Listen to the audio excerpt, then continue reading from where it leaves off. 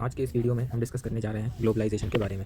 तो ग्लोबलाइजेशन का मतलब होता है जो भी कमोडिटीज़ हैं, जो भी सर्विसेज हैं, जो भी आइडियाज़ हैं, जो भी गुड्स हैं, जो ह्यूमन रिसोर्सेज हैं, उनका फ़्लो होना एक देश से दूसरे देश तक। लेकिन जैसे जैसे टेक्नोलॉजिकल एडवांसमेंट आया, ये जो flow of goods, services, human resources और आइडियाज़ अक्रॉस बॉर्डर है, इस प्रोसेस को एक स्पीड मिल गई है। इंटरनेट के माध्यम से जैसे कि हम आइडियाज़ एक देश से दूसरे देश में बहुत ईजिली स्पीड द फॉर्म में शेयर कर सकते हैं।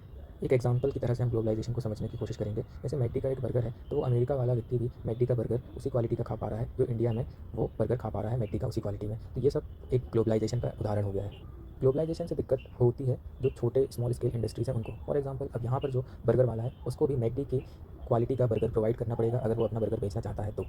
कुछ लोगों का कहना है कि ग्लोबलाइजेशन से अमीर लोग और अमीर होते जाएंगे और गरीब लोग और गरीब होते जाएंगे। मतलब इनकम की जो इनइक्वालिटी है वो बढ़ेगी। ये इसलिए बढ़ेगी क्योंकि आपको अगर अपने जो मैन्युफैक्चरिंग प्रोडक्ट्स हैं वो एक देश से दूसरे देश में भेजने तो आपके पास उतना पैसा होना चाहिए। लेकिन जो स्मॉल स्केल मैन्युफैक्चरर्स हैं उनके पास उतना पैसा होता नहीं है, तो वो इसका फ़ायदा उठा नहीं पाएंगे। और बड़े बड़े जो मैन्युफैक्चरर हैं वो अपने यहाँ पर जब प्रोडक्ट्स भेजेंगे तो यहाँ के जो छोटे मैन्युफैक्चरर्स हैं उनको उन प्रोडक्ट के साथ कम्पीट करना पड़ता है। इससे ओवरऑल देश की इकोनॉमी तो ग्रोथ होती है, इकोनॉमिक ग्रोथ होती है, बट इनकम इनइक्वालिटी भी बढ़ती है। इससे जॉब क्रिएशन भी होता है काफ़ी ज़्यादा, बट इससे कुछ सेक्टर्स की जॉब भी जा रही हैं। मैं उम्मीद करता हूँ आपको ग्लोबलाइजेशन का थोड़ा आइडिया लगा होगा।